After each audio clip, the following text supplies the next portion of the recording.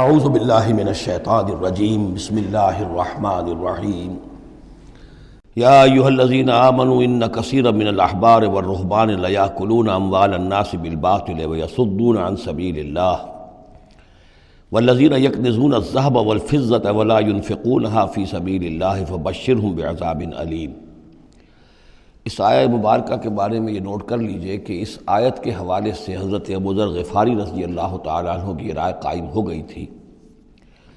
کہ سونا اور چاندی اپنے پاس رکھنا مطلقاً حرام ہے۔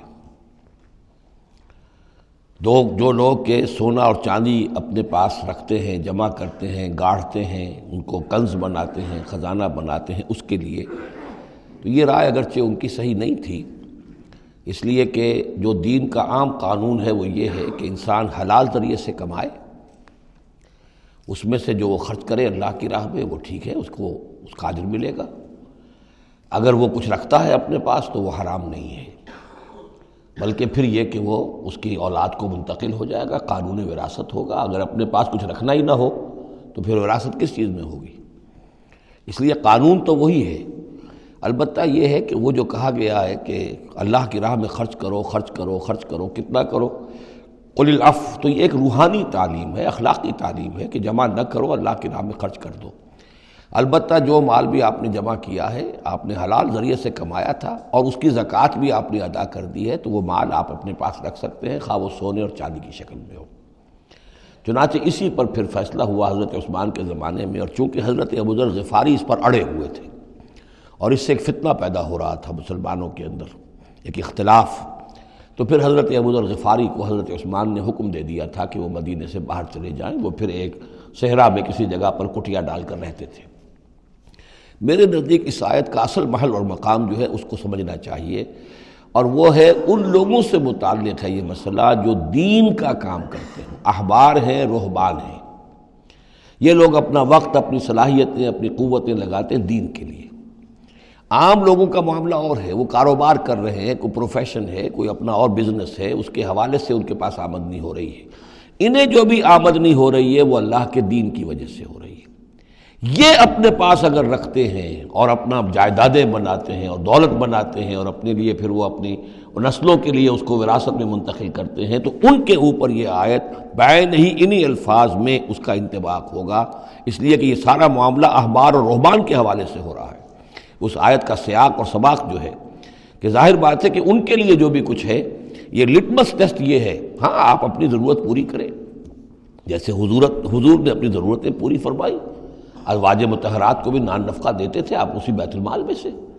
آپ اپنے عزیزوں کے ساتھ بھی کوئی حسن سلوک کرتے تھے تو وہیں سے کرتے تھے۔ کبھی بیت المال خالی ہے تو فاقہ بھی آ رہا ہے، لیکن ضرورتیں پوری کریں، جائیداد بنا کر نہ چھوڑ کر جائیں۔ یہ جو معاملہ ہے کہ اس کو جمع کیا جائے اور پھر وہ جائیداد بنے، میرے نزدیک آج بھی اگر آپ جاننا چاہیں علماء حق کون ہیں اور علماء سو کون ہیں، تو لٹمس ٹیسٹ یہ ہے، جو شخص اپنے دینی کیریئر کے نتیجے میں پھر جائیداد بنا کر اور دولت چھوڑ کر بڑا ہو، وہ علماء سو میں سے لا محالہ، اس میں کسی شک و شبے کی گنجائش نہیں۔ میں اسے لٹمس ٹیسٹ کے طریقے سے بیان کر رہا ہوں۔ یوم یحمى علیہا فی نار جہنم فتکوی بہا جباہہم وجنوبہم،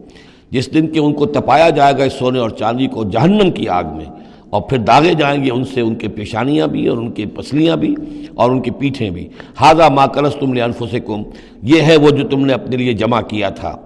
لانفسکم فذوقوا ما کنتم تکنزون، تو مزہ چکھو اپنے اس کنز کا۔ ان عدت الشہور عند اللہ 12 شہرا، اللہ کے ہاں مہینوں کی تعداد 12 ہے، فی کتاب اللہ، اللہ کی شریعت میں، اللہ کے قانون میں، تکوینی بھی اور تشریعی بھی۔ یوم خلق السماوات والارض، جس دن سے کہ اللہ تعالیٰ نے پیدا کیا آسمانوں اور زمین کو، منہا اربعۃ حرم، ان میں سے 4 مہینے ہیں محترم، جن کو کہ اشہر حرم کہتے ہیں، جن میں جنگ وغیرہ جو ہے وہ جائز نہیں تھی۔ ذالک الدین القیم، یہ ہے سیدھا دین، ہمیشہ کا ضابطہ اور قانون۔ فلا تظلموا فیہن انفسکم، تو ان کے معاملے میں اپنے اوپر ظلم نہ کرو۔ وہ ظلم کیا کرتے تھے؟ قریش کی اپنی مصلحت ہوئی کہ کوئی مہم انہیں کوئی لڑائی کا معاملہ ہے ان کے درپیش ہے، وہ کہتے تھے اس سال یا اشہر حرم فلاں کی بجائے فلاں مہینے ہوں گے، وہ کیلنڈر کو الٹ پھیر کرتے رہتے تھے کہ اس مرتبہ جو ہے یہ عمرے کے لیے مہینہ رجب کا نہیں ہوگا، فلاں ہوگا۔ اس حوالے سے وہ کیلنڈر جو تھا ڈسٹربڈ تھا، لیکن ہوا ایسا ہے قدرت خداوندی سے کہ جس سال آپ نے آخری حج کیا ہے، حجۃ الوداع،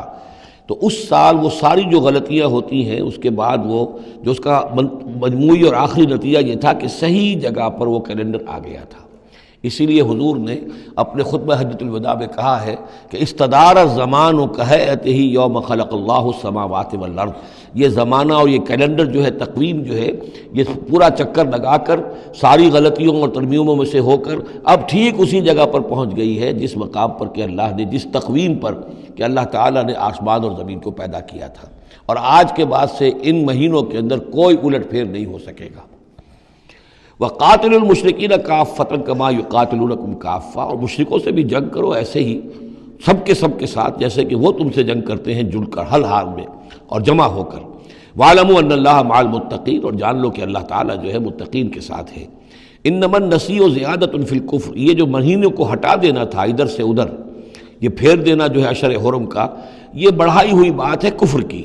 يُضَلُّ بِهِ الَّذِينَ كَفَرُوا، اس کے ذریعے سے گمراہ ہوئے ہیں وہ لوگ جنہوں نے کفر کیا۔ يُحِلُّونَهُ عَامًا،